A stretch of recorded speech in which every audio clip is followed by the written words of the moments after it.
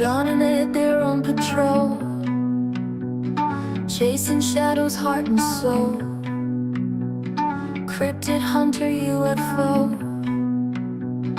down this rabbit hole they go. In the woods and on the street, whispers follow their heartbeat. Alien eyes, giant's feet, old got shadows they all meet. Down the rabbit hole they dive, midnight secrets start to thrive. Mysteries keep them alive. In the dark, does truth survive? Haunted houses, midnight calls, endless echoes in the halls. Ghostly murmurs, secret falls, every clue, they chase them all.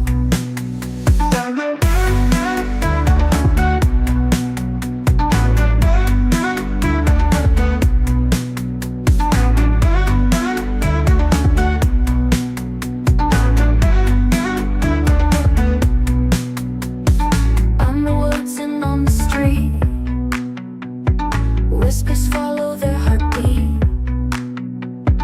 Alien eyes, giant's feet, all got shadows they all meet. Down the rabbit hole they dive, midnight secrets start to thrive. Mysteries keep them alive. In the dark, does truth survive? Haunting walls, they've got the key. Hidden fears, they set them free. Cryptid hunter, you and me. Down this rabbit hole, let's see.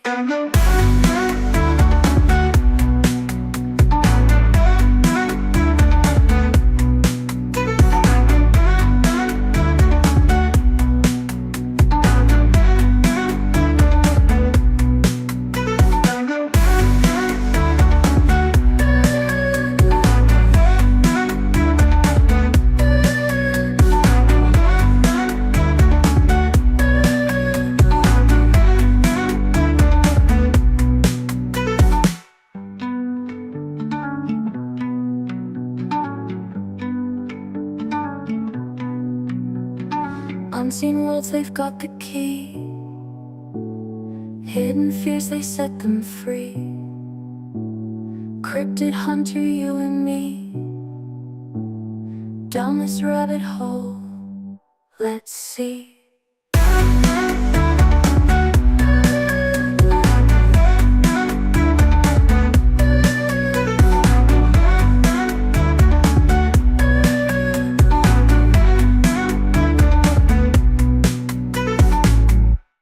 Hey, welcome to Down the Rabbit Hole with John and Ed. Hi, Ed. Hey, John. How you doing? Doing all right, mate. I'm doing up, mate. So we are going to talk about the Anunnaki, and we're going to do a deep dive. We've got plenty of information about them now, haven't we? Yes, we do. And it's also been one of my favorite rabbit holes for about 20 years.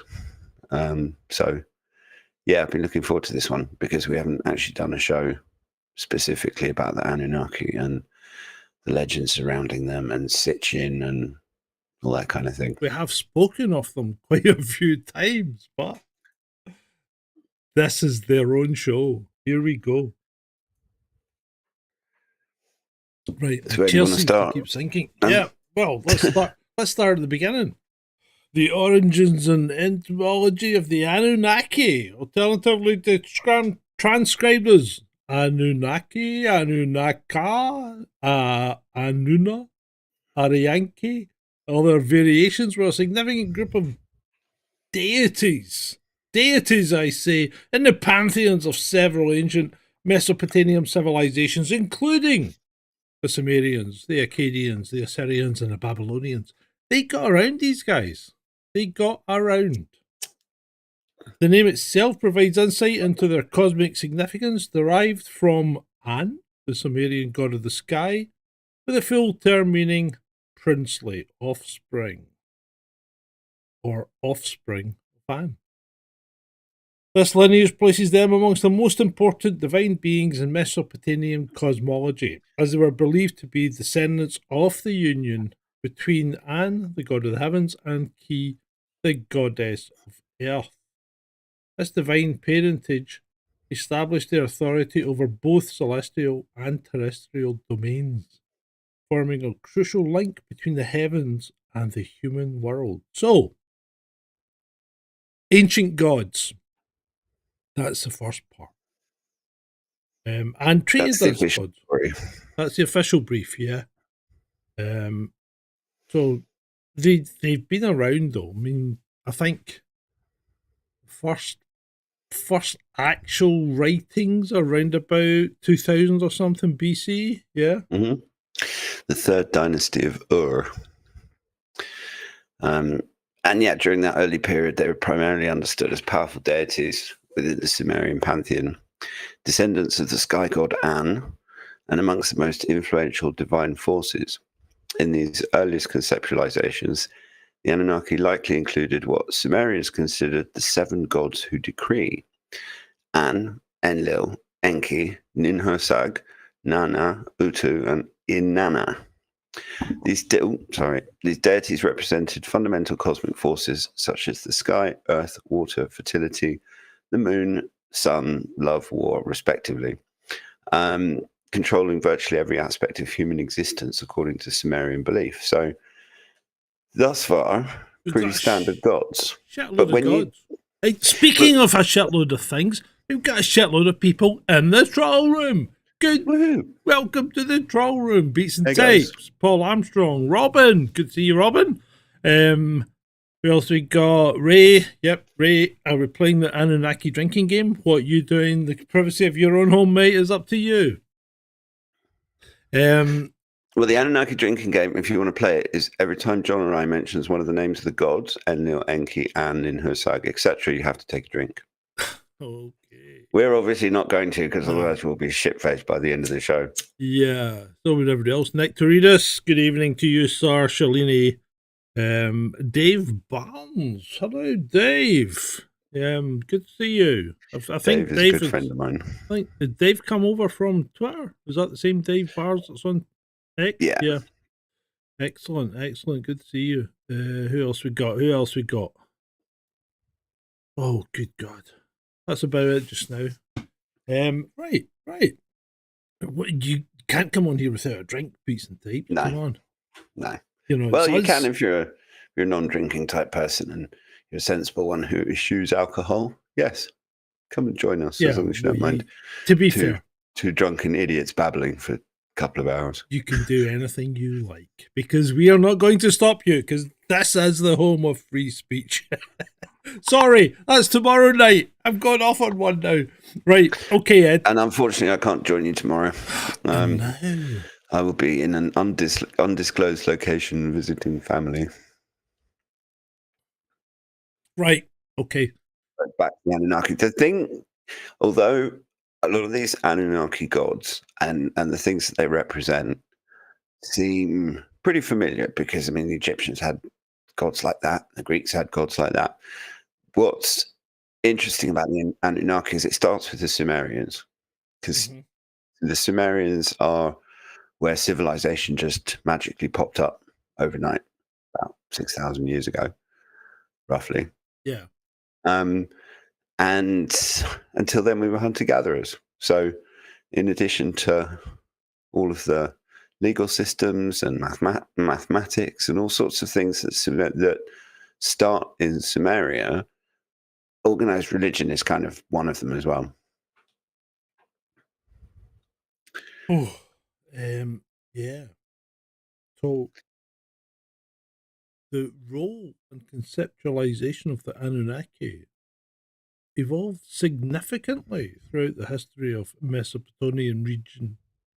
Mesopotamian religion. In early Sumerian texts, they appear as heavenly deities with immense powers who played a critical role in maintaining cosmic order. A bit like the Eternals. Oh my God, that was a terrible movie. Right, anyway. The poem Enki and the world. That it does sound a bit Norse Godish, doesn't it? It sounds very Norse Godish when you listen to the names like Enki, It Enel, does. Narsag, Nana, Utu, and Anna. It does sound a bit Norwegianish. Well, yeah, it's a sort of a bit Norwegian mixed with ancient Egyptian. Yeah, they've kind of. I'm pretty sure the Norse gods are these guys. They've just migrated north. Like most people from the south seem to do. They migrate north. Well, yeah, it's pretty bloody stupid if you ask me, but hey. Yeah, tell me about it. You come from a perfectly dry, warm country and come to Scotland where I'm freaking freezing my nuts off. My diesel heater's not working. Oh, God. And my diesel heater's packed in. I'm going to have to strip it down and see if I can fix it. That's a bit of a nightmare. Right. Yeah. So, the poem Enki and the World Order describes the Anunnaki doing homage to Enki, the god of water and human culture, singing hymns in his honour, taking up residence amongst the people of Sumer. Perhaps more significantly, this composition explicitly states that the Anunnaki decree the fates of mankind, establishing their direct influence over human destiny. So now we've gone from the Anunnaki just being gods to actual wielding the direction in which the human race is taking. And that might come back to bite us in the ass, so to speak. Yeah? Well, not. Yeah, I mean, this is something that has always stood out to me about the Anunnaki, is that the way that they're described in the Sumerian cuneiform and some of the images on the cylinder seals and stuff, they seemed, it's not like the god of Christianity, who nobody's ever seen him, and we don't even know if it's a him or a her or an it or a they or a them or whatever. Mm-hmm. And yet people build churches for him or him or her and worship him and everything else.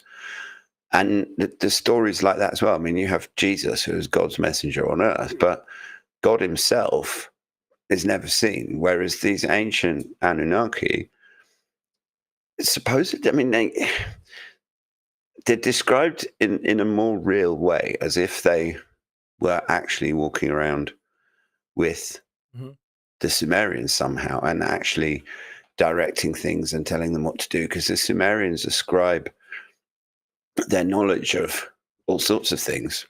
I mean, the civilizational sort of knowledge, legal systems, that kind of thing. Essentially, all of that comes from the Anunnaki. They didn't just invent all of that stuff themselves. So, maybe they were. Maybe, have we considered that ancient civilizations maybe had ancient civilizations before them? To be honest, from my perspective, I think that's a given at the moment. I think anyone who thinks that human civilization springs up magically with the Sumerians is ignoring large amounts of archaeology, Göbekli Tepe, Gunung Padang, all sorts of places that are and have been established as being much older than the Sumerians, indicating that there must have been some sort of advanced civilization. And when you couple that with Ben Davidson's 12,000-year catastrophe cycle, which also ties into the yugas, the Hindu yugas, Kali Yuga, etc. And if you think that maybe civilizations are being created and destroyed every 12,000 years, and you have a civilization that builds up and then the cataclysm happens and everything's reset back to the pre-Stone Age, and then the whole thing happens again, and who knows how long that's been going on for. I mean, I saw a fantastic story because with the Anunnaki story, theoretically, according to Sitchin's interpretation, and we'll probably come to him in a little while, the Anunnaki came to Earth about 450,000 years ago to mine gold. Now, that sounds crazy until you see a story that I saw the other week of a machine screw being found by archaeologists or geologists or somewhere in rock that was dated to about 300,000 years ago. And this is not a natural thing. You can. There's the hammer, isn't there? Mhm. Remember the hammer that was found in rock? Yeah. And that rock was dated to something like, I don't know, something like 1,000,000 years old or something. Yeah. But And it's really hard to date rock, Ed, because you can't carbon date rock. That's true. Yes, that is true. So you're going a lot with what's around it and, you know, the layers and things. So maybe it's not as old as that. It's hard to tell, you know. But even if it's not 300,000 years, the machine screws are a fairly recent human invention. I'm talking, Yeah, they are 200, 300, 400 years longer, maybe 500 years. I don't know. Did the Romans use screws as well as nails? Maybe they did. I'm not sure. But that's still, I mean, it's. I don't see how you could have something like that in sediment layers, and it's not just the only example of things that archaeologists have found that just don't make any sense. Anyway, let's go back to our intro. Okay. Yeah. So the number and specific identity of the Anunnaki remains somewhat fluid in ancient texts. No complete list has survived. The Sumerian text described them inconsistently with varying accounts of their number and precise divine functions. This ambiguity reflects the evolving and localized nature of the Mesopotamian religion, which developed over thousands of years across multiple city-states. One text mentions as many as 50 Anunnaki associated with the city of Eridu alone, while in Inanna's descent into the netherworld, only 7 Anunnaki appear, serving as judges who condemn Inanna to death for attempt to usurp the underworld. This judicial role reveals another important aspect of Anunnaki authority, their function as cosmic arbiters who maintain divine law. Which, again, it goes back to this idea that they're kind of not necessarily ethereal, living in heaven type gods, but more kind of bossing people around, living on earth type gods. Yeah, more like your boss walking around watching you work type god. Yeah. Absolutely. So the importance of the Anunnaki is further reflected in their prominent appearances across multiple foundational Mesopotamian scripts. In the Babylon. You're having fun tonight, aren't you? Just wake up from a nap and you have to start pronouncing words like Babylonian. In the Babylonian creation epic, Enuma Elish, the god Marduk, assigns the Anunnaki their positions after his rise to supremacy among the gods. And the Babylonian version of this epic makes a numerical distinction, mentioning 600 Anunnaki of the underworld, but only 300 Anunnaki of heaven. So different Anunnaki, a division.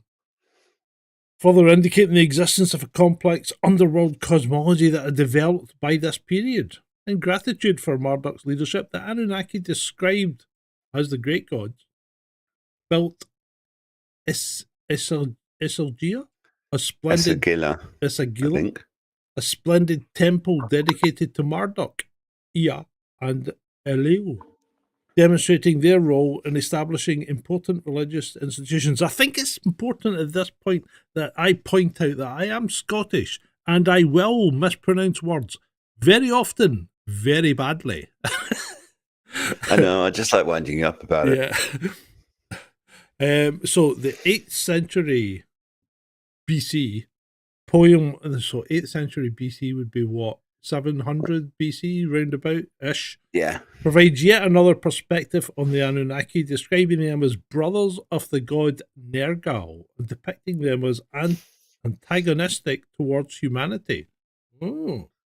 This portrayal reveals a darker aspect of how ancient Mesopotamians viewed their deities, potentially dangerous forces that could bring destruction as well as blessing.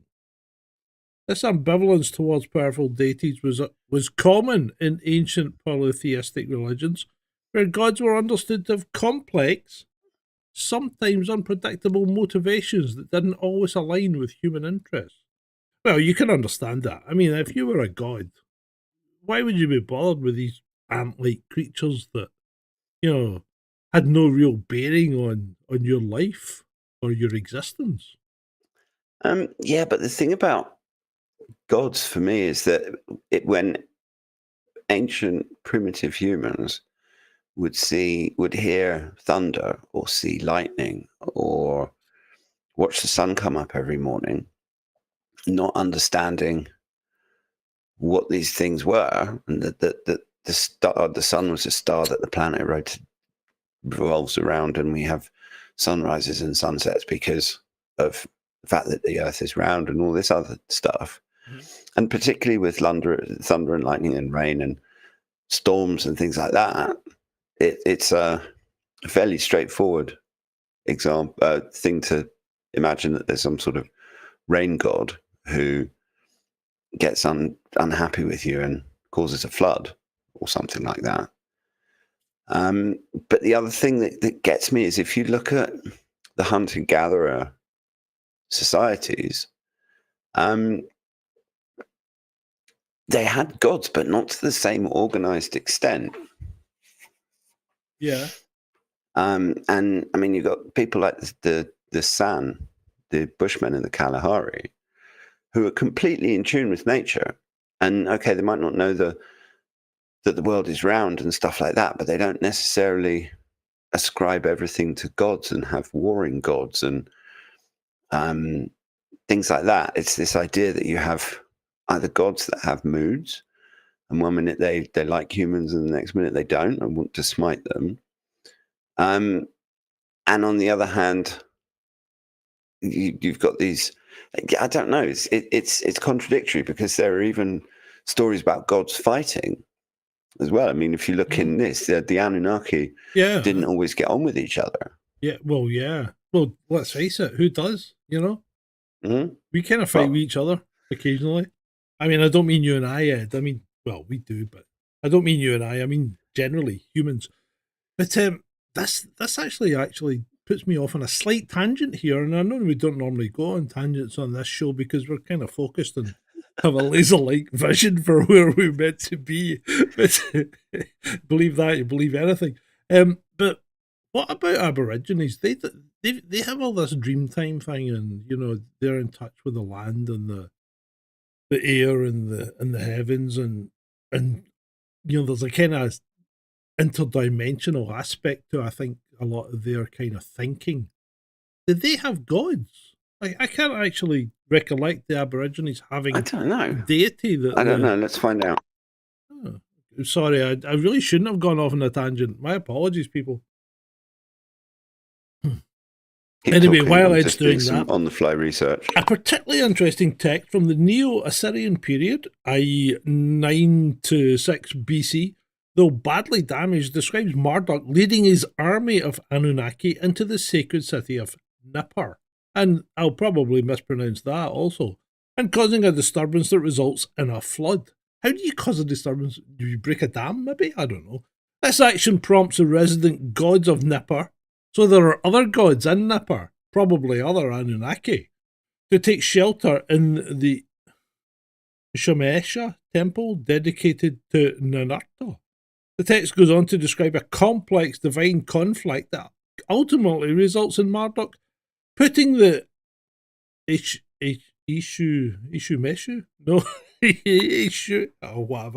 gods on trial before the Anunnaki, highlighting their continued judicial function even in later Mesopotamian religious thought. So we've got gods fighting gods and then being put up in front of a trial who are presided over by the Anunnaki. So do we have minor gods that aren't considered Anunnaki? Well, this is where we kind of get back into a bit of the Sitchin stuff Oh, because your favorite. This is your favorite. And it's I mean, not. you love this guy, don't you? I mean, if No. you were a woman, Well, you'd bear his children, wouldn't you? No, no, fuck off. No, it's not. It's not any kind of hero worship, but certainly his first book, The 12th Planet, resonated with me quite a lot. I mean, you do have to suspend disbelief a little bit. And the problem with Sitchin is he wrote a whole bunch more books. The second one is okay, and after number 2, he kind of starts disappearing up his own arse. And even in The 12th Planet, there's a lot of stuff that he talks about which it never appears in any like scrolls or cuneiform tablets or anything like that. Just going back to the Aborigines, yes, they do have. They have a rich spiritual tradition that includes beliefs in various supernatural beings, often described as gods, spirits, or ancestral beings. Though their concepts differ from the Western notion of deities, their spirituality is deeply tied to the land, the dreaming or dream time, and ancestral stories that explain creation and the laws of existence. So without going into lots of detail about Aboriginal gods, I mean, it's the same in Africa. And although a lot of modern Africans have Christianity now, they still believe in ancestral spirits, and their original sort of religions were very much centered around ancestral spirits and water spirits, and not necessarily sort of monotheistic God that tells you what to do. It's much more relating to the land, and they have a sky god and that sort of thing. Which is why it's interesting that suddenly the Sumerians would have this incredible mythology that they created around the Anunnaki, and they have all these gods with different names. And as you said, it seems like you have different levels of Anunnaki, although there's a possibility that if the stories that the Anunnaki actually created humans are true, which is what the Sumerians themselves believed, or at least what's written down in their mythology. If we say, what if it's not mythology? Whose translation of the Sumerian text said that the Anunnaki created humans? Oh, Sitchin. Yeah. See, now, but no, it's actually. I think it's. Hold on. Hang on, let me just check that. This is possibly a slight flaw in Sitchin here, because, as I understand it, academics and students of Sumerian texts don't necessarily agree with Sitchin's translations. So I think that that's something that you've got to consider when it comes to Sitchin. He's maybe, you know what people are like. You like to see things that are going to reinforce the things that you believe in. So you maybe just take that extra step sometimes when really it wasn't justified, Well, that's true. But at the same time, okay, so just going back to what we were talking about, yes, mainstream interpretations of the Anunnaki based on scholarly translation of Mesopotamian cuneiform texts do describe them as playing a role in the creation of humans. Good. But this is understood within a mythological and symbolic framework, not a literal or scientific one. Well, you're right. Okay. Why would they say that? Because if you are, why would you come up with the idea that someone made you, right? If you didn't have any knowledge of how to make people. Now, I mean, I'm spitballing here, right? But you're a group. We're sitting around the campfire. We're chewing on a bit of mammoth or whatever, right? And we're thinking, this is a great life. We've just killed a mammoth. The tribe's healthy. We've had more children. We make children by having children, So who made us at the very, very beginning? And you would think back and think, well, why would you suddenly come up with the idea that someone manipulated something to cause you to be around? Because that's effectively what the Sumerians are saying, aren't they? Yeah, but you also have to think that those ancient, primitive hunter-gatherer societies of humans that you're talking about that are Yeah. sitting around a campfire chewing some mammoth. Those people didn't necessarily have time to spend a massive amount of time thinking about where they came from and where it all started, because most people in that sort of position are totally focused on survival, Yes because and you no. don't have a comfortable house with electric Right. lights and Yep. you can stay up all night pondering. I'll give you that. Yes and no. But having said that, right, and you're a big boy. You've been out and walked, right? Now, if you think these guys are out walking for 3 or 4 days to try and find something to kill and then eat, right? And they're not focused on, killing anything, because they're just trying to get somewhere to, to maybe the hunting grounds or the breeding grounds or whatever, to try and track down a mammoth or some kind of animal. And they've got plenty of time to think, They're wandering around thinking to themselves, because they can't talk, because they might scare off something, So, or they might attract something that's going to eat them, which is even worse. So they're not going to talk to each other, but they've got their own selves. So they're just walking along completely blank? Or are they having a thought about life, the universe, and everything? I know where I would be. Yeah, no, that's a fair point. Yeah. And there's also, there's also certain plants and things that they might encounter along the way, or varieties of mushroom or whatever, that might induce Help their effects trip, on the so to brain, speak. which might, they might sit there thinking, oh, that's a nice looking mushroom, and end up off their Dead. tits contemplating the universe, or dead. Yeah. Don't eat that. That killed Joe. Poor Joe. He died to save the tribe. Oh, dear. Did anyone remember what mushroom he was eating? No. Oh, bollocks. Right. To go through 10 different people before someone actually pays attention to the mushroom. When someone freaking take notes on what mushrooms are good and what ones are bad.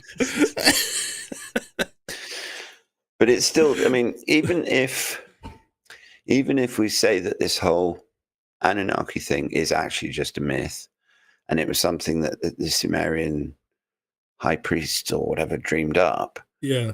for supposedly this civilization to just spring up in Mesopotamia, which is current day Iraq, for those who don't know. The Mesopotamia means between two rivers, which is the Tigris and the Euphrates.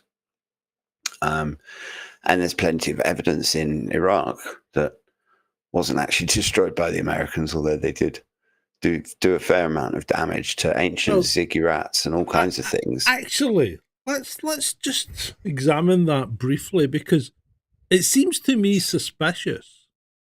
Not only did the Americans do a fair bit of damage when they were in there, but the next people that came along, or people like ISIS and all that, they did an incredible amount of damage as well. Why are people so intent on destroying our history? Well, there's actually a very interesting story relating to the Tomb of Gilgamesh. Now, the Epic of Gilgamesh is the Sumerian version of Noah's Ark. It's their flood myth story. And there's actually a large number of similarities between the Epic of Gilgamesh and the story from Noah's Ark. Not just about the flood, but in the Epic of Gilgamesh, Noah is called Utnapishtim, and he's warned by the gods, Enki, in this one, in the Sumerian myth. And so Enki warns Utnapishtim and says there's a big flood coming, and gives him the instructions on how to build a vessel to save a load of lives. And they construct these essentially ark-like things. And they're both told to bring their families and representatives of the animal species and things like that. You have the whole massive global flood. And then afterwards, they both released birds. Utnapishtim released a dove, a swallow, and a raven. Noah released a raven and a dove to see if the waters had receded. And in both stories, the ark eventually comes to rest on a mountain. They both both survivors offer a sacrifice to the divine after the flood. And both narratives conclude with the restoration of life on Earth. So it's very cataclysmy.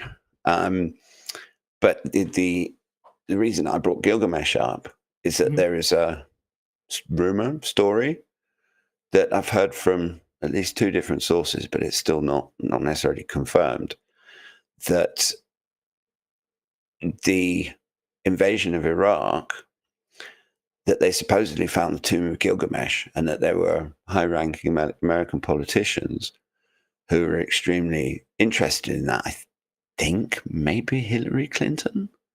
I think, if memory serves me correctly, her name was in there. And so, is there some sort of tomb of Gilgamesh? And does it potentially contain information about, I don't know, a catastrophe cycle or something that happens? This is beginning to sound like the plot of The Mummy, the one with Tom Cruise. Well, yeah, but there's no mummies. It's just it is a bit Indiana Jonesy. Yeah.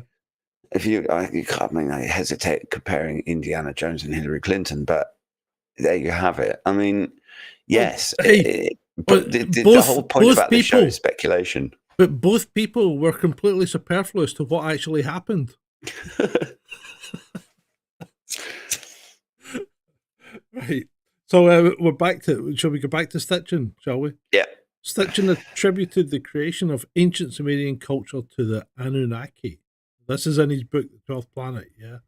Mm-hmm. Whom he reinterpreted not as gods, but as an advanced race of. See, why does he jump to extraterrestrials? Right, from a planet beyond Neptune called Nibiru. According to Sitchin's theory, this planet follows an elongated elliptical orbit that takes 3,600 years to complete one revolution around the Sun. This astronomical claim forms the foundation of his broader narrative about extraterrestrial intervention in human history and development. Right, problem number one. That planet's going to be frozen. Well, according to the book, and according to Sitchin's interpretation of the Sumerian archaeological finds, texts, and, well, not texts, but cuneiform tablets and cylinder seals, that Nibiru had some sort of internal heating mechanism, that it was actually generated enough heat to actually make the surface habitable. And I don't know. I mean, I agree with you. I've just had a thought. Ed, and it's one of my wilder theories, okay? Maybe the hollow earth isn't the hollow earth. Maybe the hollow earth is Nibiru, and they're living inside it. And that's why they're warm. Well, according to the book, the reason that the Anunnaki came to Earth in the first place is because of gold, because they needed gold that they'd had some sort of ecological breakdown on Nibiru. Yeah. Okay. And they needed gold to solve that. And so they came to Earth because they detected gold here. And originally they brought a worker race with them, or they brought workers with them to mine the gold. And interestingly, there have been very ancient gold mines found in places like Zimbabwe that people have struggled to explain. But eventually these workers rebelled. And so either Enki or Enlil, or one of them, had a good idea of creating a kind of slave race with the creatures that they'd found on Earth, probably great apes or something. Yeah. And so they mixed their own DNA with the DNA of these ape-like creatures, I suppose, or Neanderthal-like creatures. No, maybe not Neanderthals, but I don't know, Cro-Magnon man or one of these proto-humans before the missing link. Okay. Because one might suggest that there's no link, that the missing link is there because there is no link. Yeah, and that's sound. I can accept that if this is what happened. But can I go back a little bit? What kind of ecological disaster affects your planet that only gold can fix? I don't know. See, and this is maybe a little bit of a flaw in Stitch. And you've read this book, yeah? Yeah.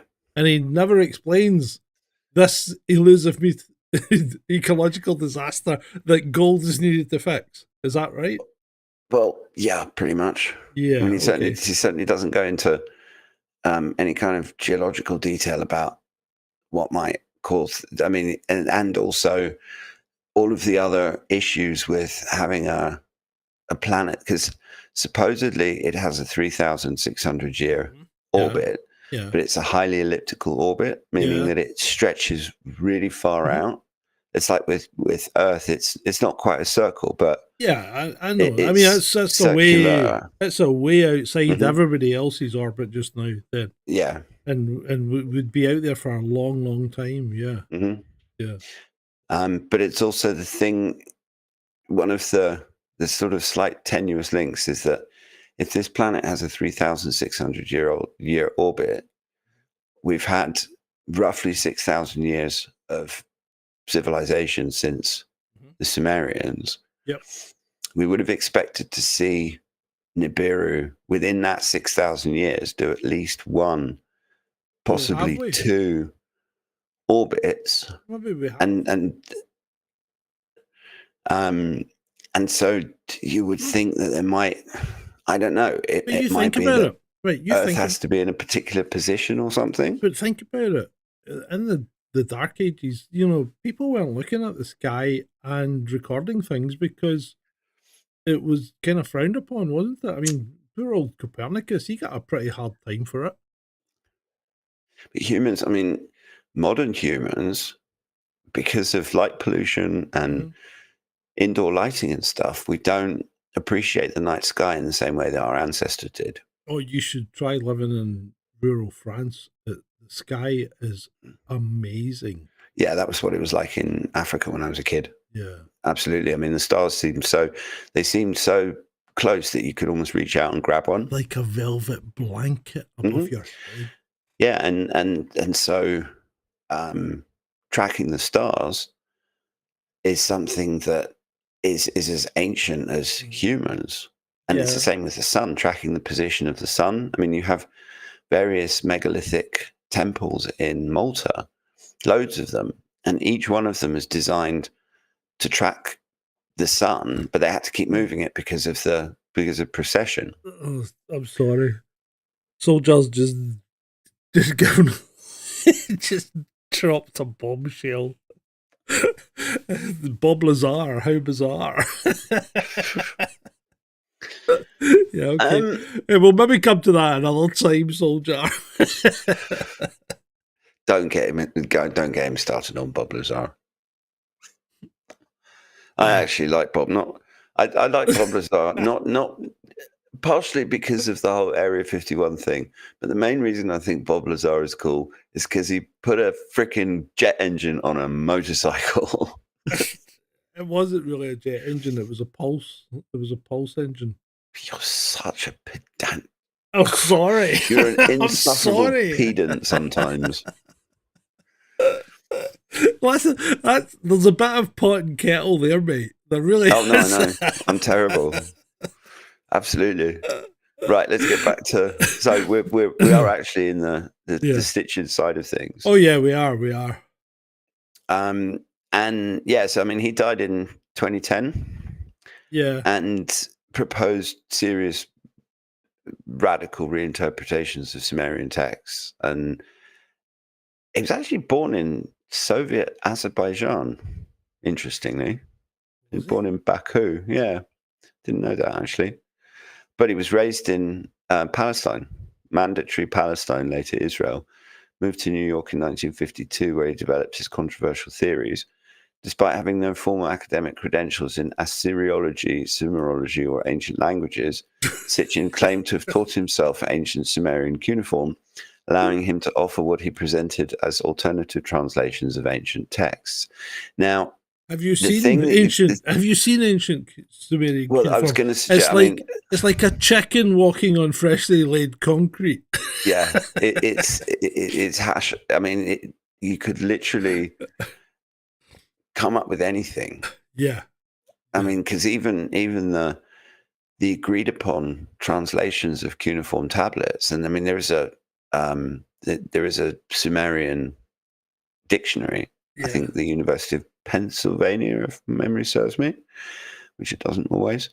But I mean, for people who haven't seen Sumerian cuneiform, just go to Google Images and type in Sumerian cuneiform tablets, and you'll see what John talks about as a chicken walking across fresh cement. Yeah. And it's obviously not, because it is a language, but in terms of interpretation, I don't know how anyone managed to read it in the first place, frankly. Because was there not that tablet? Was there not a Rosetta?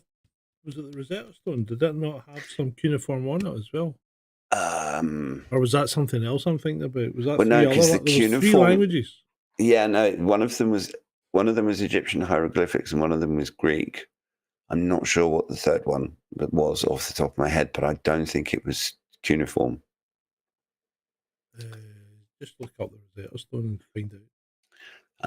And I mean, there's also the Sumerian cylinder seals, which Sitchin references a lot in his book. And the cylinder seals are essentially what it sounds like. It's a cylinder that has images carved on it. And then to read it, you roll it out into wet clay. And when you do that, you get an image. And one of the famous ones that he points to shows an accurate representation of the solar system, which implies that the Sumerians knew the Earth wasn't flat or any of that stuff that early Christians believed. But then I don't think early Christians did anyway. It was a Catholicism thing. But yeah, that aside, I mean, you could literally claim to be able to read cuneiform and say, "Oh no, I've got my own interpretation of these tablets," and just make up a bunch of shit after that. Because I mean, when Sitchin first wrote The 12th Planet, it was years and years ago, decades ago now. And I don't know if there are more people now who can read cuneiform, but he is completely poo-pooed by mainstream scientists, which is one of the reasons I find him appealing, because I find mainstream science, well, you know my opinion on mainstream science. Complex and nuanced. Yeah, that's being polite. And I do struggle with the whole Nibiru 3,600 year elliptical orbit. Yeah.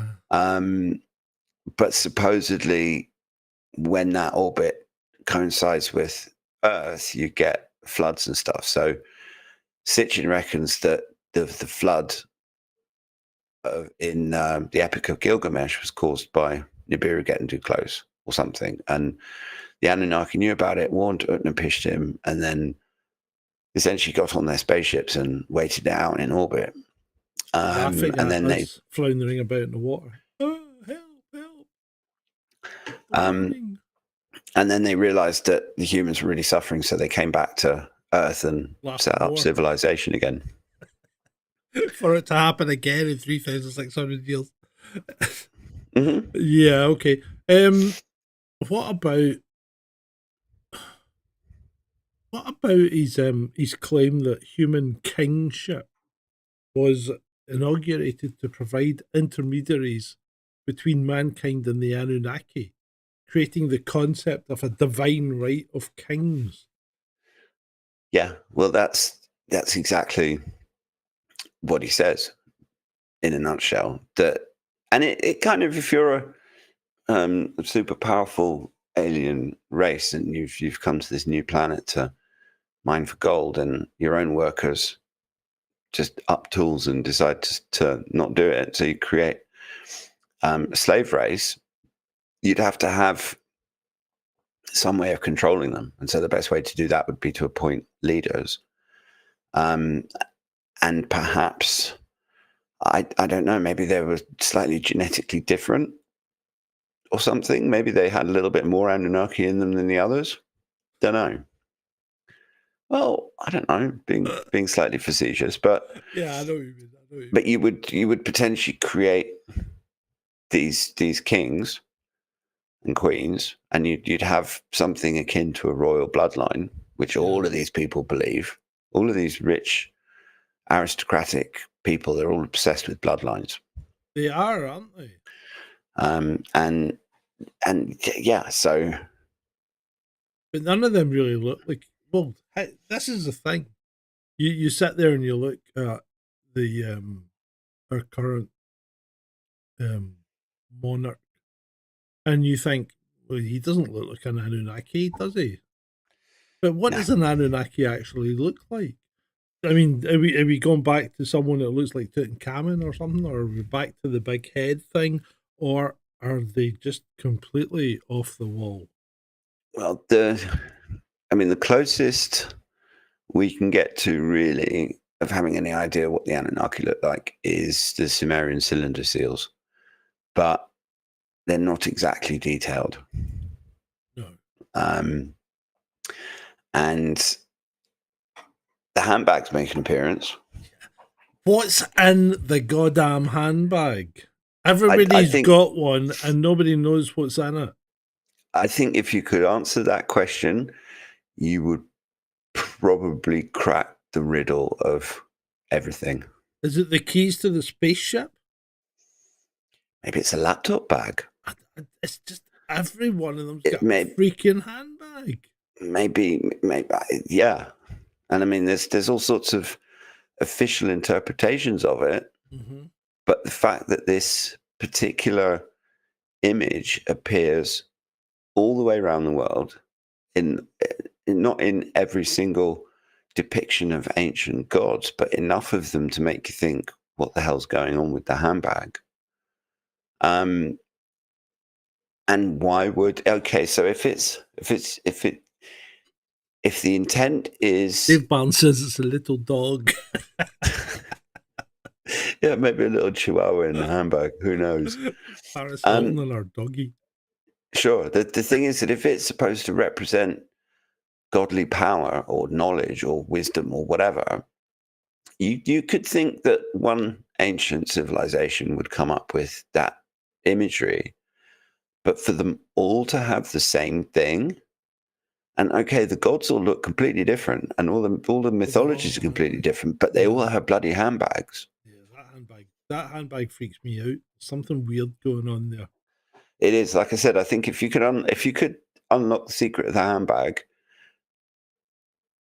it would make sense of so much other things. Maybe it's like, the president. Maybe it's the nuclear football,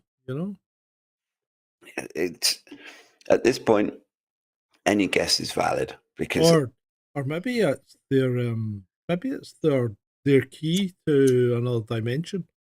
Because there is a theory that they're interdimensional beings and not necessarily of this earth, Well, maybe Nibiru exists interdimensional in an alternate dimension, yeah, and has a 3,600-year-old orbit, and the Anunnaki interdimensional travelers instead of interstellar travelers, or both. Yeah, it's possible. Yeah, that would be cool. I don't know if you got a bit Star Trek-y. Maybe Nibiru was slipping in and out of dimensions, and they couldn't control it, and they had to cover it in a layer of gold or something.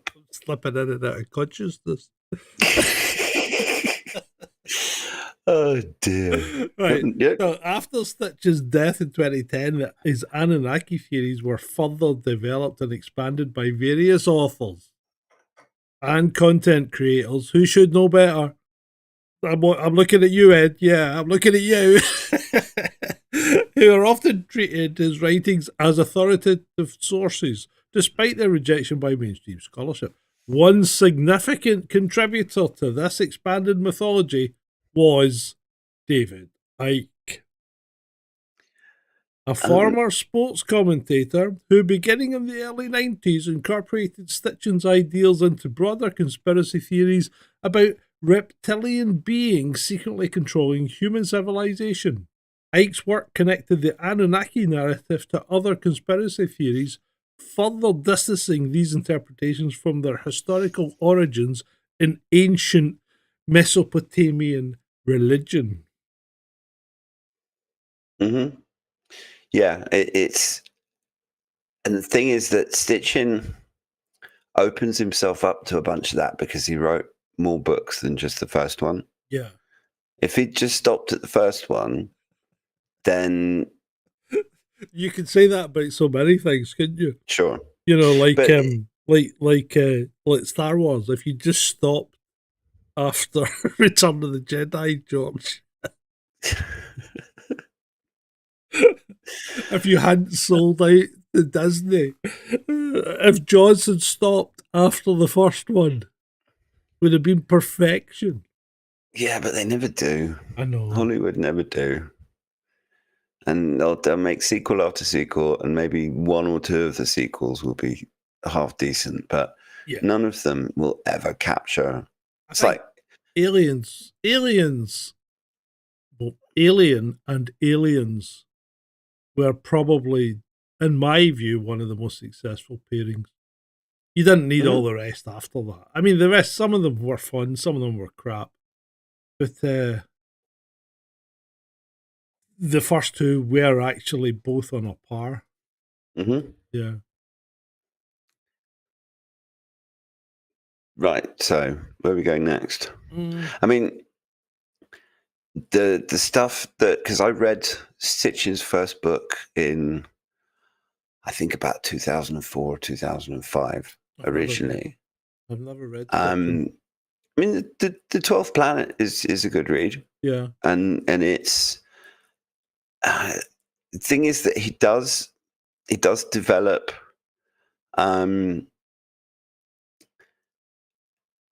let's say he has a creative imagination, and there's certain things like okay, so his readings of texts like the Enuma Elish and New Atrahasis donation from Nick introduced Taradas. ideas such as Nibiru as a planet or the Anunnaki as spacefaring aliens that are not supported by the original languages. Thank For you, Nick instance- Taradas, for your donation. You are Bless much appreciated, mate. For instance, mainstream translations describe Nibiru or Nippur as a city or a star associated with the god Marduk, not a rogue planet with a 3,600-year orbit. His assertion that Anunnaki means those who from heaven came to earth oversimplifies the term, which scholars translate as princely offspring or those of royal blood, So we referring into to a group of Mesopotamian deities. the academic critique and analysis here. Well, no, it's just to Yeah. say that there are No, I'm valid happy to be there. criticisms. Happy to be there. Yeah. And it's not. Whilst I found, I mean, I did find that the 12th Planet resonated quite a lot because it does. When one thinks of humans as being human civilization as being older than 6,000 years, that opens up all sorts of different doors of thought that you can kind of go into and explore and things like that. I'm with you, Ed. I'm with you, mate. I mean, there is no way that there hasn't been some kind of civilization, and I think it's been knocked down to almost like wiped out on more than one occasion. You know, I think these cataclysmic cycles that occur, I think they do occur, and I think they have knocked down civilizations, and I'm pretty sure that ours will be at some point, which is a great shame, you know, because we haven't built anything that's going to survive it. You know, we haven't built any pyramids or anything like that. You know, none of the shit that we've knocked up is going to survive a cataclysm. Maybe the No, although seed we've- bank in Norway. Or Well, it's not theoretically in that- Norway, it's in Svalbard. I know that. Don't correct. And I mean, there's plenty of rich people building doomsday bunkers. Yeah, but they might not necessarily survive. But most of the stuff that we've knocked up isn't going to survive, especially if it's metal, because that disappears really quickly. You think about it. You bury a JCB, in 200 years, there's going to be fuck all left. Nothing there. It's gone. Mm-hmm. Yeah, and I mean, that lends credence to the idea that there have been multiple ancient civilizations, but there's also there's evidence of humans having existed for not 6,000 years or 10,000 years, but hundreds of thousands of years. I mean, that screw we were talking about at the start of the show. And there is absolutely no denying that huge amounts of history have been hidden and rewritten and, kept secret mainly because it's power.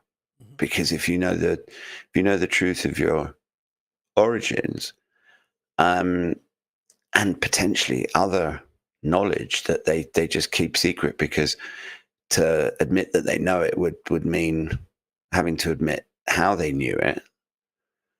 And I believe that absolutely. And there's all sorts of stories about the Smithsonian running around the planet, like picking up evidence of giants and all kinds of other stuff that you would just think that's completely crazy. Yeah. Have we done the Smithsonian? Did we do the Smithsonian? No, it's on the list. Yeah, we need to do it because that is a shady organization. It's not a 3-letter agency, but not far off it. Yeah, as Soldier said, the bunkers will be buried under a mile of sediment. Yeah, you're never going to get there. Yeah, well, that's what I mean. It is kind of satisfying to know that people like Mark Zuckerberg and Jeff Bezos have spent all of these billions on these super luxury bunkers that then get buried between under 2 miles of sediment. And the only one that thought that one through is Elon Musk with his boring company. So he's busy. Why do you think Why do you think Musk is so desperate to get to Mars? Yeah, but if the solar cataclysm theory is correct, then it's going to hit Mars too. Yeah, but he's going to be hunkered down on Mars, and he's going to be underground on Mars. And Mars doesn't have huge oceans that's going to wipe the surface clean. That's our problem here. We have this beautiful blue planet with all this, with miles deep of 5 miles deep of water, right? Sloshing around. Just think what happens when something like Earth displacement and the crust moves quickly.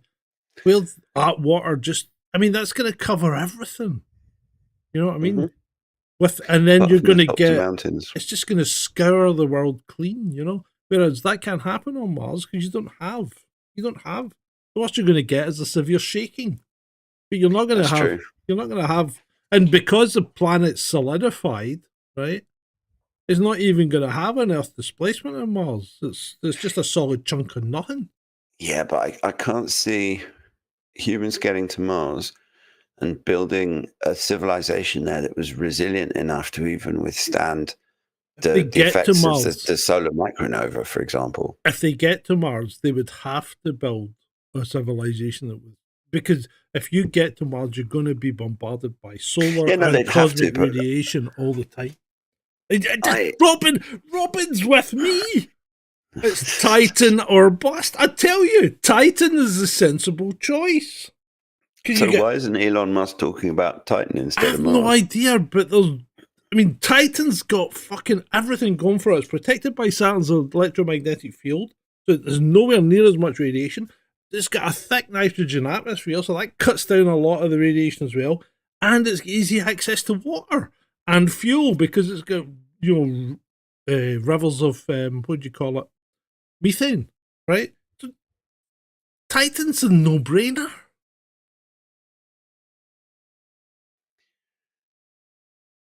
Right. But Musk is obsessed with Mars. Yeah, but Musk is a... I have to choose my words carefully here. Musk has, shall we say, a singular focus, right? Once he's got something in his head, it's a bit like a worm. That's it. It's that or nothing. You know what I mean? Mm-hmm. I mean, look at Tesla and all that. And look at Starship. You know, they're throwing money after that, good money after good money after good money, and the thing just keeps fucking falling apart or blowing up, right? And I understand what he's doing, you know, rapid iteration and try and fix it on the fly. But then you look at Bezos, who's not that daft, and his ship has flown once and didn't fail because he spent a shitload of time engineering it. You know, I've got to give Bezos, even though he took Captain Kirk to space on a dick-shaped rocket, which I find very difficult to forgive. You've got to give him some credit for this. Yeah, but I mean, SpaceX is pretty successful. They have the Dragon capsule that's can take people to the ISS, and the Starship that they're building at the moment. It's going to be a freaking big microwave.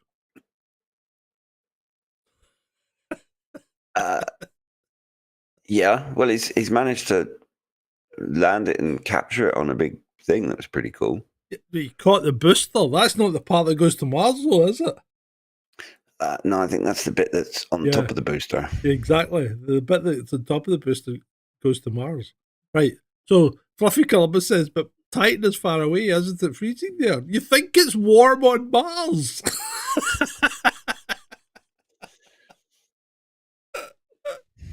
I'm sorry to spoil your illusions. Mars is fucking ice. It would freeze the balls off a brass monkey, if you pardon the expression. I knew recently where that expression comes from. Pawnbrokers. No. What? No, it's from cannonballs. Oh, right. The cannonball thing, yeah, because the thing that holds the cannonball is called the monkey. And the brass would contract and the balls would come off the holders. Yeah. But there you go. Yep. So where are we at with the Anunnaki? I mean, I think we're down about the academic critique. A central criticism focuses on Sitchin's linguistic claims. Despite his assertion of self-taught proficiency in ancient languages, professional linguists and Sumerologists have identified numerous errors in his translations and interpretations of Sumerian texts. Without formal training in the complex writing systems and languages of ancient Mesopotamia, Sitchin appears to have misunderstood fundamental aspects of cuneiform writing and Sumerian grammar, leading to translations that diverge significantly from scholarly consensus. These mistranslations form the foundation of his theoretical framework, undermining the entire premise of his Anunnaki narrative. Now, you tell me. Well, the thing is, I can't read cuneiform, but I also don't trust groups of scientists. Anytime you tell me about mainstream scientific consensus, I start my the hairs go up on the back of my neck because. Having said that, right, Ed, his claim of being self-taught and reading ancient cuneiform texts is a struggle when you realize how complex these things are, especially if you're not a lifelong linguist. You know? Yeah, I agree, and I think skepticism aside, but particularly when you look at cuneiform itself, you only have to take one look at one cuneiform tablet to realize that this is not something that you can't just pick it up. There has to be some sort of reference point to be able to interpret all of those like dots and dashes. If you look at Morse code, for example, the dots and the dashes, if you had no idea that Morse code was actually a language, you wouldn't be able to work out what was an A, what was a B, what was a C, etc. And with cuneiform, that's even more difficult. So it's the kind of thing that lots of people would have to spend a lot of time looking at, and I don't know. I'm not entirely sure how scholars even go about translate. Hang on, let me find that out. I need to answer that question. But here's a point though that kind of rebuts me, and actually, I think in some respects favors Stitchin, because it says, for example, in his discussion of Egyptian funerary texts, Stitchin quoted what he called the Stairway to Heaven from the Egyptian pyramid text while significantly abbreviating the original passage without disclosure. The complete text, properly translated, contradicts several key points in his interpretation, including his claim that pharaohs believed they would travel to a single imperishable star rather than joining the many imperishable stars mentioned in the original text. To me, that's not that big a difference, is it? Really? I might be wrong. I might be wrong. Okay, so there is something that's cited as the Rosetta Stone for cuneiform, but it's not exactly, because the Rosetta Stone, it was demotic, which I've never even heard of. Yeah, Greek demotic and hieroglyphs that were the Rosetta Stone. Yeah. But there is a Behistun inscription as a key carved into a cliff in western Iran around 520 BCE by Darius I of Persia. Darius. The Behistun. He's dead. Did you know that?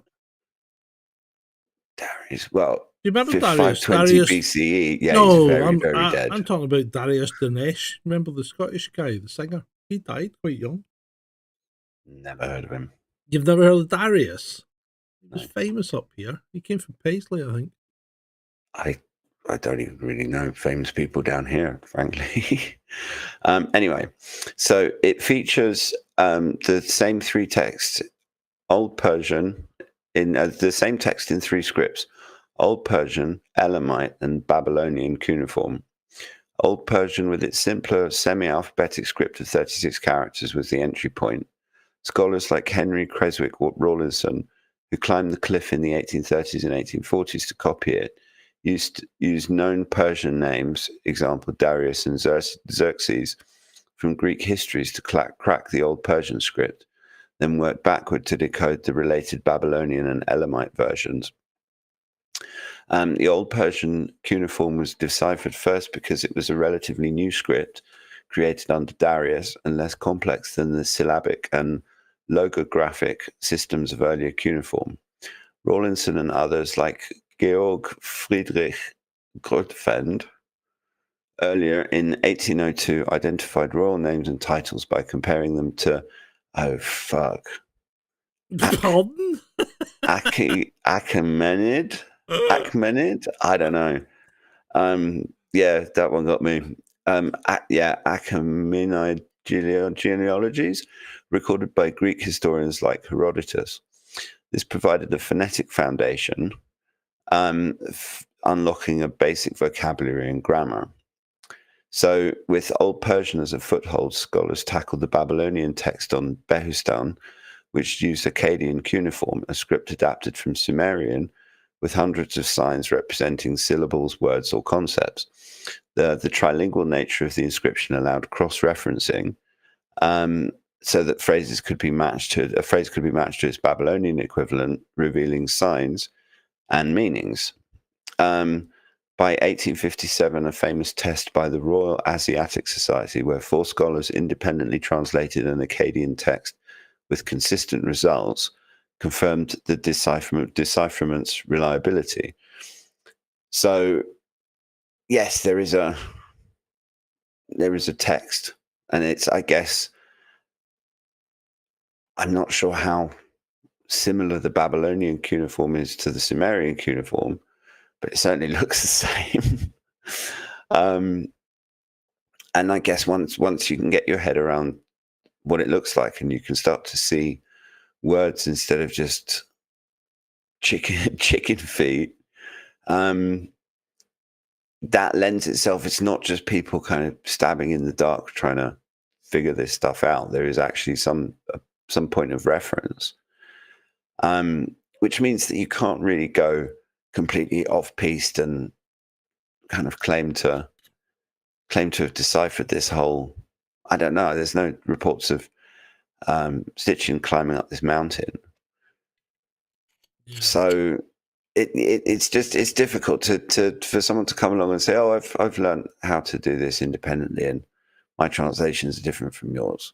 Yeah, it is a bit suspicious. Yeah, right. Okay, so and there's other things, but we'll get to that in a second because Darius Campbell Dinesh was a pop idol singer on that show called Pop Idol.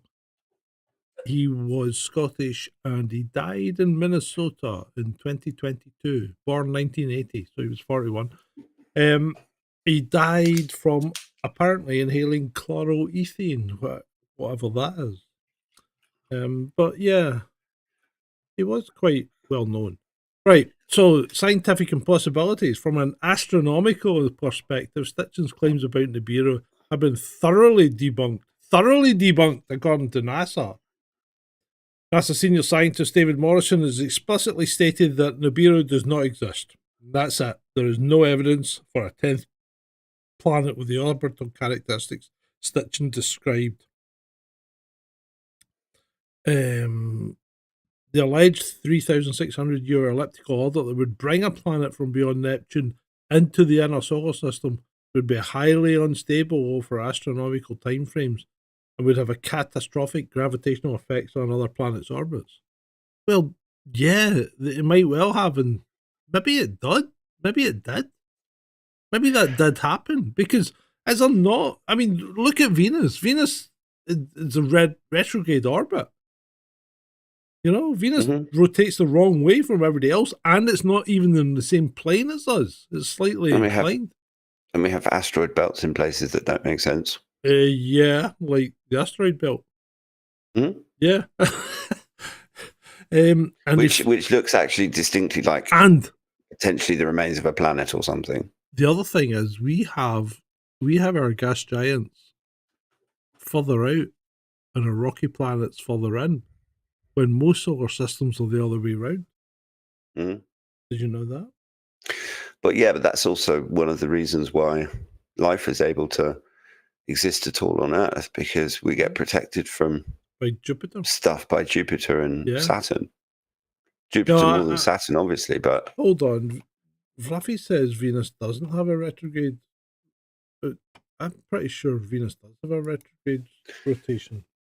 Venus. I'm sorry, somebody has challenged me. I must reply. No, that's fine. I'll just keep ploughing on, because there's also genetic claims. The genetic engineering claims central to Stitchin's narrative of human creation also contradict established scientific understanding. The idea that an extraterrestrial species could combine their DNA with that of early hominids to create modern humans overlooks the fundamental compatibility issues between alien and terrestrial biochemistry. Our current understanding of evolution, supported by fossil evidence and genomic studies, provides a coherent account of human development that requires no extraterrestrial intervention to explain the emergence of Homo sapiens from earlier hominid species, except for the fact that there's no actual link, and except for the fact that DNA and the study of genomics that's come from the discovery of DNA might not necessarily be what we think it is. There's plenty of people who question whether DNA even exists. See Jamie Andrews on Twitter, who's done some great work on both that and also virology, which he's completely debunked, and he claims he's going to debunk genetics as well. So that aside, genetics. Jamie Andrews. He's on Twitter. He's quite famous. Well, no, he's quite a well-known debunker, subversive, counter-revolutionary scientist type person. But he's only. He's worth a follow. Jamie_AA or something, I think he's called. Fluffy's obsessed with Uranus. I don't know why, but we weren't talking about Uranus. We're talking about Venus. Venus spins the wrong way. Can we just call it Uranus? It spins the opposite direction from every other planet. Is that now verified? It's verified. Is that being fact checked? It has been fact. I've fact checked it and it's right. I fucking knew I was right, and I'm right. I'm very rarely wrong, to be fair. Well, yeah, it's debatable. No, hold on. You just put something out there in a kind of disparaging manner, right? Now, I was being facetious. I know you were. Now, I'll clarify the point. I'm very rarely wrong when it comes to facts, not necessarily opinion. Okay, does that help you? Yeah, that's a fair point. Right. Okay. Although facts in 2025 are fairly malleable things anyway. Yeah. Right. Anyway. Right. So that's put to bed. Venus does spin the wrong way. It does have a retrograde rotation. Where are we? Well, we've sort of covered the cultural impact, the whole down there. Anunnaki creating humans thing. Yeah. Now I'm still not. I don't know. I don't know about the whole Nibiru thing, but there are enough questions about the nature of humans and how we. It's this fucking chromosome, mate. That's the one that does my nutting. Yeah, chromosome. That's where I was going. Yeah, that there are certain things about humans that don't make sense. They haven't been able to find a missing link, despite being able to link pretty much everything else. Humans stand out. There's also aspects of our physical development that we're physically quite weak compared to most other mammals. And we have these big brains that allow us to manipulate tools, which is where we get our advantage, is technology, whether that's a bow and arrow or a quantum computer. And there's just aspects of it, particularly the chromosome, that just don't track. So the whole humans being created by some other, don't know whether it's Anunnaki or something else or someone else. I don't know, but suffice it to say, there are things that don't make sense, and we could spend an entire episode just talking about those. So let's move on. Yeah, okay. It does lead us into this, which is, despite scholarly rejection, Anunnaki theories continue to thrive in popular culture, particularly online. YouTube search algorithms often prioritize sensationalist content about ancient aliens when users search for information about Sumerian religions, creating what some researchers have described as a poisoned search environment that makes finding legitimate educational material difficult. Are we adding to that? I don't know. Maybe I hope so. Well, if you've come here expecting legitimate educational material, we're doing our best to try and make a fair fist of describing the Anunnaki from two complete layman's people who but I mean, like wine. who's better to tell you about stuff than people that don't know anything about it? Well, I was going to say that maybe one of the reasons that the sensationalist content is being put forward on YouTube is because the legitimate educational people are boring as hell and don't make decent I mean, okay, there is a certain knack to producing content, but I mean, if some of the lecturers that I've had in my life at university are anything to go by, they should just make bedtime audio and just read into that, and you just fall asleep listening to whatever. I mean, finding a good teacher is like finding a nugget of gold in a pile of coal. It's so rare that it's almost never going to happen. But when you find that good teacher can inspire a whole, more than a generation's worth of kids. Oh, absolutely. Yeah. I mean, I had a few teachers that were a bit like that. Yeah. I mean, judging by my grandfather was actually a teacher, and at his funeral, it was the church was completely full, and the number of family there were not tiny, but it wasn't, because my family's scattered all over the world. But the thing that I did notice was it was absolutely filled with former students. And I thought that was amazing. And they would all, it's funny because my grandfather wasn't the sort of teacher that would ever give you an answer. And he had a bit of a temper, so he'd get a bit frustrated that you weren't, he'd give you everything you needed to know to figure out the problem on your own, but he wouldn't tell you the answer, which is, in my opinion, is making a good teacher.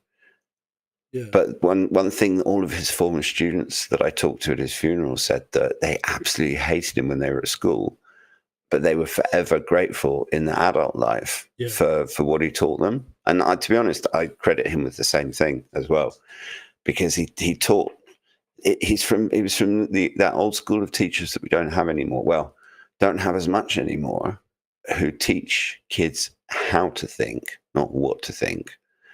And to look at problem solving and how you actually sit down and figure something out. Right, new name in the troll room. New name, Claudio Barra. Fucking fantastic name. Are you Italian? I hope you're Italian. That's brilliant. That's a brilliant name.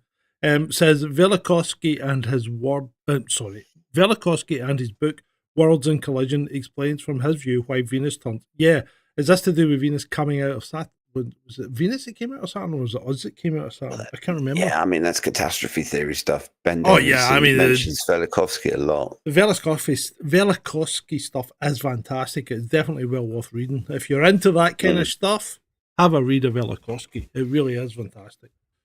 Anyway, but yeah, good to see you, Claudio. A fucking brilliant name. I love that. I mean, you just feel like empowered when you're saying something like Claudio. Yeah. Tremendous. Yeah, it does have a Roman gladiator sort of ring to it. Yeah. It does. Oh no, that would be Claudius, I guess. Well, who cares? But yeah, I mean, it actually might be.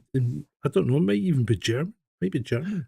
But that's okay. Hey, we're equal opportunity haters here. We'll hate everybody. No, we love you all.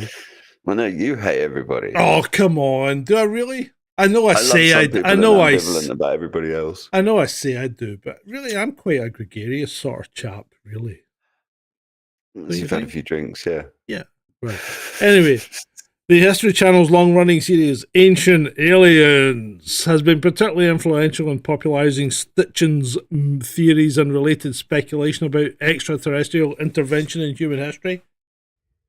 By presenting these ideas in a format that resembles traditional educational programming, these ideas are complete with dramatic narration and expert interviews, such shows lend an appearance of credibility to claims that have been rejected by the scholarly community. And I think there's a problem here, right? I think what needs to happen with these things is there needs to be a kind of common ground, because these shows are really fucking easy to watch and really good. I enjoy them, right? But the problem is, if you're not like me who needs to know and you go and do your own research, if you take what they say at face value, then you end up with a fucking distorted worldview. And that's what happens to 99% of the world, doesn't it, Ed? Really? Mm-hmm. You know? So I think there needs to be some kind of cross-pollination between, and I'm not saying, and don't get me wrong, I'm not saying fact-checking. I think there needs to be some kind of cross-pollination between the ability to entertain people and inform them at the same time. And I like to think that that's what we're doing. Badly, but we're trying. Well, we certainly give it a good go. Yeah. Because at the end of the day, we're both lay people, but ultimately knowledge should be there for everybody, and it should somehow be. It was something that I always thought about academia, is that they deliberately make it inaccessible because it adds to their own sense of self-importance. Yes. Because they know something that nobody else knows, and you're a bloody idiot because you don't know it, sort of thing. They look down on you. Yeah, and then they make it very difficult for people to enter that world, and they're very elitist about their theories, which we see all over the place in modern science, where they've got their narrative, and woe betide anyone who tries to go against that. I mean, it's proper. You get the impression, certainly with some climate scientists, that they would actually really love to burn some of their opponents at the stake. I mean, people like Michael Mann, if there was a law passed that said that scientists could burn their detractors at the stake, Michael Mann would probably have 50 bonfires up within a week. Turn it down a bit, mate. Turn it down a bit. Right, remember where we are. But apart from that, it's the show, for crying out loud. But Fluffy has come up with, I want a scientific. No, I don't want a scientific consensus, Fluffy. What I want is a level playing field. But what I was trying to get across was, I think it's really important to present these things in a popular way, right? To grab people's attention and to get them intrigued. But you've still also got to give them the opportunity to be informed, right? And part of that being informed means you get to question scientists, not consensus. You get to question them, because these guys, it's like Ed says, these guys sit there and pontificate, and that's not fucking science. Science is always questioning if you're right or not, you know? These guys aren't scientists. These guys are pontificators. They've come up with a theory, and they're going to stick to it regardless, because their lifeblood depends on it, because their funding depends on it. That's the problem. And that's where science is going wrong in this world. Well, that's essentially it in a nutshell. Is that the issue is with how the scientists are funded, and if there was some sort of, I mean, ultimately, the problems of this world ultimately really all boil down to how money is created and who controls that creation. But that aside, because that's a whole nother show on its own, the fact that science has commercial interests, and it's the commercial interests that effectively paying for the science, which means those scientists are not going to find anything or study anything that is going to do any kind of damage to the commercial interests that fund them. And at the same time, they're going to go out of their way to try and concoct reasons why scientific theories which support the people who pay their bills, why those are valid, even though they might not be valid. Yeah. And so what we really need in the world is properly independent science. We need some sort of, I don't know, global scientific. Back to the fucking tinkerer in the shed, don't we? The independently wealthy guy who can afford to do but the problem is all science now is doing these big, really super expensive experiments, don't they? And also the really rich ones tend to be the people who are good at manipulating money, rather than people who are like inventors and stuff. But at the same time, it's also this concept that we had in the Middle Ages and stuff, with artists like Da Vinci and Michelangelo and stuff. They'd have patrons where they'd have some rich guy who would pay all their bills, and they would paint on commission or whatever. Oh, it's not okay.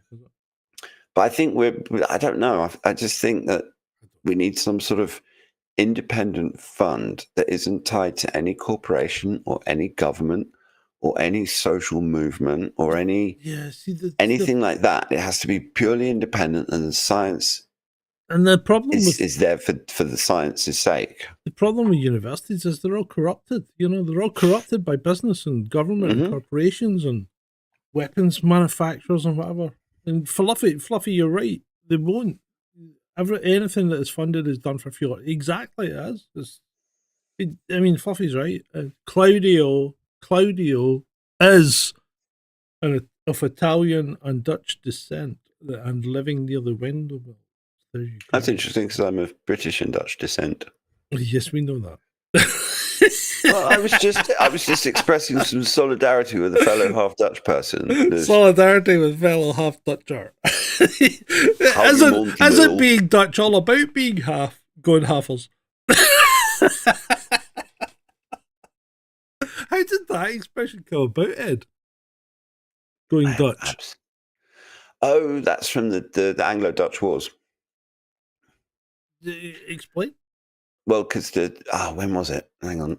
It doesn't matter when it was. Just a quick explanation. Well, the British and the Dutch have fought various wars. Yeah. In our collective history. Uh-huh. And yeah, going Dutch courage particularly because of the Dutch fondness for Jenever, which is the Dutch version of gin, which is right, okay. It tastes of juniper, but that's about the only similarity with what English people would call gin.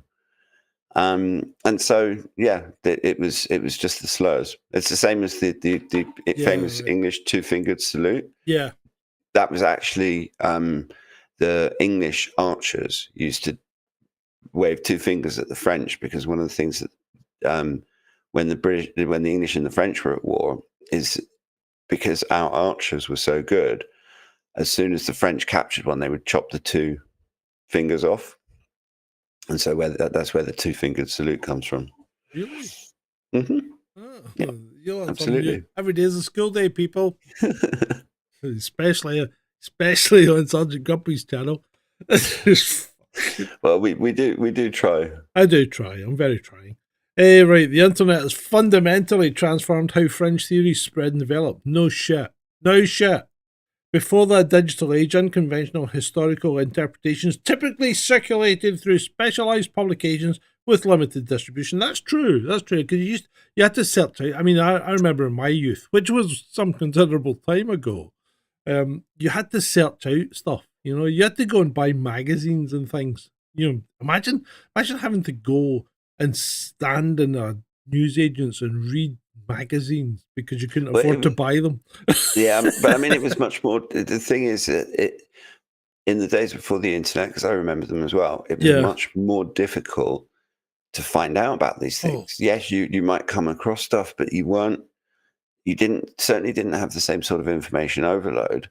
But even if you found out about niche publications in the United States, you might not even be able to get hold of a copy. Literally, I used to go to the library and take out 12 books every week because I used my ticket and both my brother's tickets, because they didn't read, right? So I used to go to the library and take 12 books out every week on a Thursday, because my dad would always take me to the library on a Thursday. And I would take at least 4 reference and 6, usually science fiction or horror, but or even, I remember I went through a phase of reading all the Sven Hassel books. Have you ever read them? No. That gives you a true appreciation for what war may well have been like. They're good. They're really good. And you wouldn't want to rush into war after you've read those books. Yeah, so I must admit, I reckon I've spent years in libraries. I still like going into libraries occasionally. Even though you don't need to go into a library, I find it comforting. You go into a library and you just browse the books and look at the sides. And do I sound like an oddball? Because I've done that. I've actually gone into the library here and I don't have a ticket. No, you just sound a bit old. Yeah, maybe I am. But then you're not that much older than me, so I'm an old fart as well. I'm just the problem with me when I was a kid, growing up in Holland, is that it took me years to get comfortable with Dutch. So finding English books in Dutch libraries was possible. Yeah. But I was just never. I used to love reading, but I'd get my granny to send me books. Yeah, I think this has got to be genetic, actually, in some respects. Because I'm thinking back, right? So my dad was in the Navy for God knows how long, and then when he retired, eventually, he started doing a lot of research on ships and things for the Navy, and was helping out at the what do you call it, the Maritime Museum in Irvine. Mm-hmm. And he had people emailing him from all over the world asking him about his research on different stuff. And now I'm doing kind of the same thing, except people aren't emailing me from all over the world. I'm reaching out to people from all over the world, trying to tell them stuff. And then I look at my daughter, and she loves browsing bookshops. She goes into bookshops and just browses them, you know. Mm-hmm. And she buys books and buys CDs. She still buys CDs because she wants a physical product, and that's got to be a genetic thing. That's not anything I've taught her, you know. That's just indoctrination, isn't it? I don't even think it's indoctrination. I've never taught her to buy a CD because I'd said if you want, I was if you joking. want, yeah, but you know, in this day and age of everything digital and get it right now, she'll save up and go and buy a CD. Well, I would say you've raised her well, especially if she likes browsing bookshops. Oh yeah, she's pretty much an avid reader. Yeah, she seems to be doing all right, and she's certainly seen some of the world, you know, because we lived in France for a while and stuff like that, and she even went to school in France, so that was quite cool. Oh, that's a good sort of experience for a kid. Yeah, definitely. Yeah. Right, where were we, mate? Where were we? Well, I think we're nearly there. Yeah, we're essentially on the. I mean, we're pretty much at the conclusion now, and I think that I will always find the Anunnaki fascinating. I think the conspiracy theories are fascinating. I think spending too much time building lots of theories on top of what Sitchin has done, I think might be a tad dangerous. But at the same time, I do think we all have a right to ask questions about stuff. And whether you're an expert or not, you have a right to have an opinion about something. Although that's becoming increasingly not allowed in this day and age. And there are questions, like we said, about the nature of humans and how we got here, how old civilization is. All of these things are not, the mainstream science would have you believe that they're all set in stone. And they're not. No, simply. They're not set in stone. Exactly. And so to completely discount this notion that the Anunnaki were just myths and legends and ancestral spirits or whatever. Does everything not come from something? Well, this is the thing.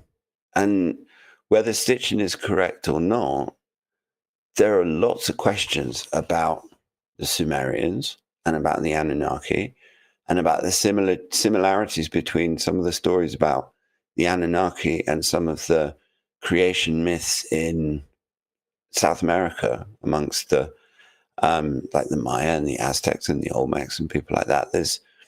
There are overlaps. The handbags are a good one. Yeah. And the point being that we should always be allowed to ask questions and to question official narratives. And ultimately, I think if the official scientists were a bit less close-minded and a little bit more open to some of these more outlandish theories, instead of just discounting them because, oh no, that person doesn't know who he's talking about because they're not academically trained or whatever. I don't know. I think we might get more progress and we'd probably live in a nicer world. Yeah.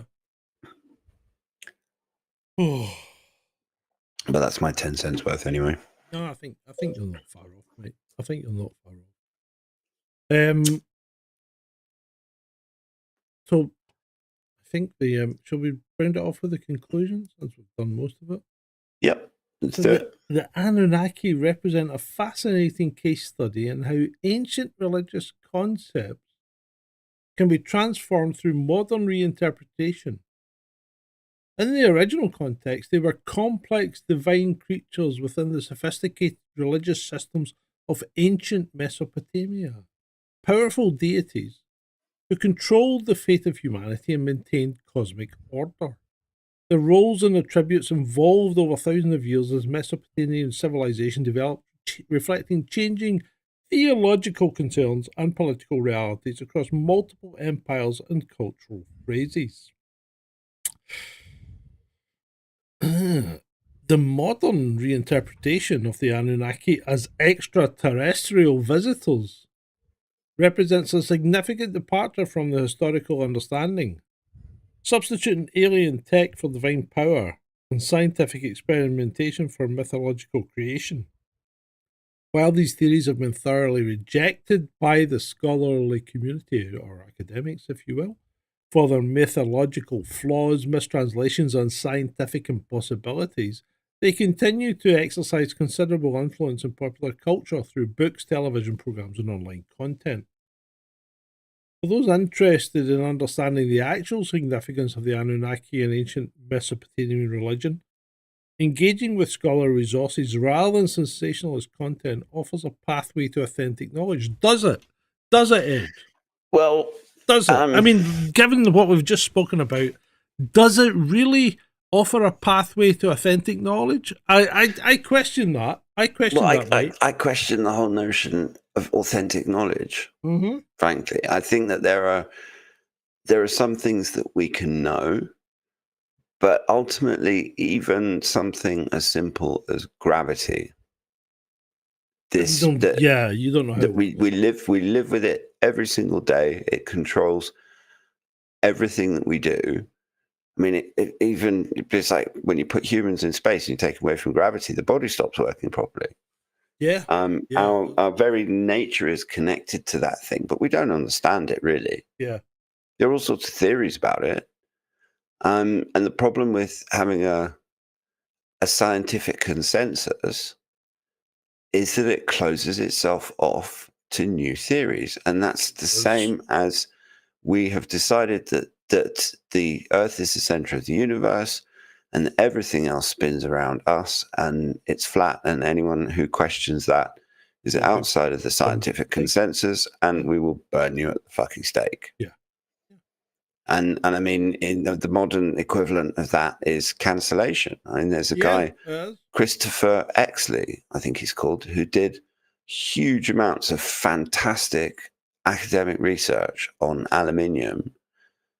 And he's essentially been buried because all of the conclusions that he came to are completely contradictory to modern society and our dependent, and the fact that we use aluminium for everything. This sounds like a rabbit hole in the making. Oh, it's definitely a rabbit hole in the making, but we'd probably get into masses of trouble on YouTube for it. Really? Because it goes into everything that YouTube doesn't like. Good God. Okay. Because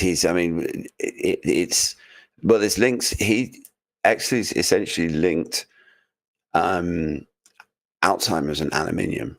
And he's found. Yeah. Okay. Yeah. And so like send me the info. What's that? Sure.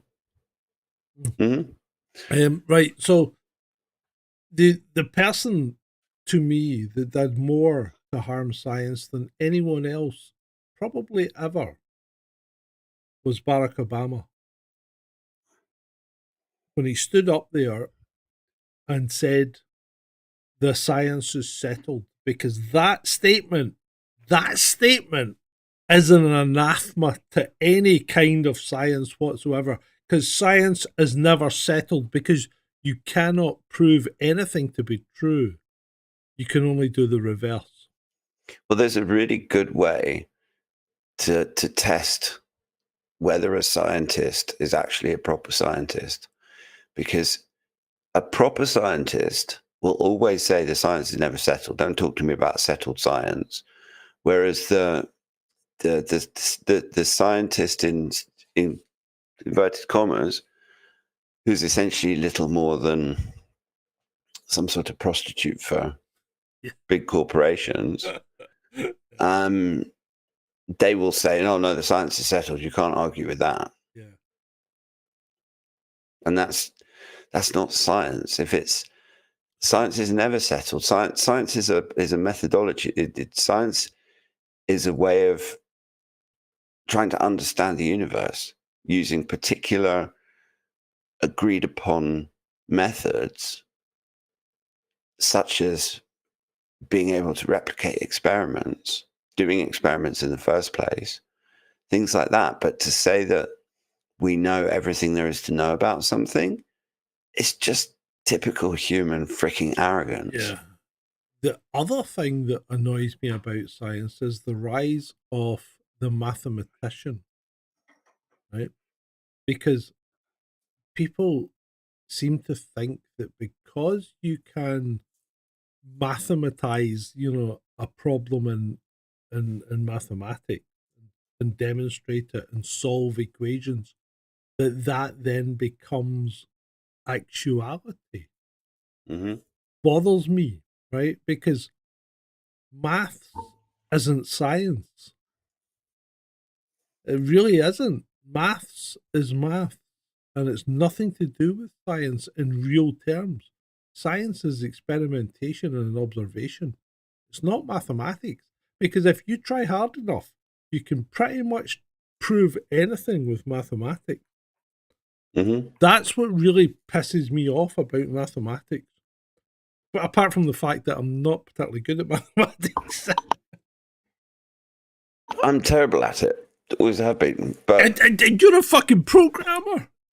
I'm a web developer. Yeah, okay. Yeah. But much the same, is it not? Mm. There's a degree of I never did programming. computer I mean, science you're at using. university or anything like that. Did you not? Did you not? No. Well, I didn't do computer science. I did information technology, which I have a master's in, believe it or not. Yeah, there wasn't. I went down the humanities route. I did international relations at uni, and then started building web pages. But yeah, I mean, I suppose I pretty much did a similar path because my first degree was in more or less economics and political studies more than anything. I needed one degree to realize that academia and ed were not compatible. Oh no, I love academia. I love it. I know it sounds crazy, and I know I sound like a contradictarian here, but I love academia. I love studying, right? I love being in that environment. I love work. I mean, I worked in a university for what, 2-3 years. I love academia. I think it's brilliant when it's done right. When it's not done right, it's a fucking abysmal. But when it's done right, it's a fantastic environment to work in. Well, that's what you would hope that universities were. Yeah. Increasingly less so. I mean, I when I look back at what I've done in my life, I sometimes think, how the fuck did that end up destitute and poor? Because I've done so much. I've got 2 degrees. One's a master's. It was the government, isn't it? I've worked for. I did 20 odd years in the police. I changed a career. I worked in a university. I worked for the council, and then I worked for. And then I contracted for multinational corporations, and one of them being the police, and then everything fell apart. And I end up on YouTube fucking trying to sell my soul for a $5. How the hell? Sucky. How the hell does this happen? Yeah, do you remember that? What is it? Apocalypse Now? Yeah. Me love you a long time. $5. $5. Me love you a long time. Yeah. Right. On that note, I think we should call it a night. Yeah, I think we should, mate. No, it was that's been a brilliant show. I've enjoyed it. I've thoroughly enjoyed it. I think the Anunnaki needed to be done by us. Absolutely. Purely from a selfish perspective, we had to do it. If you've enjoyed it, hey, like, share, subscribe. Consider dropping me some kind of small remuneration at Ko-fi.com if you will. But if you can't afford it, I know exactly how you feel. So, Ed, thank you very much. And you people out there, thank you very much. Good night.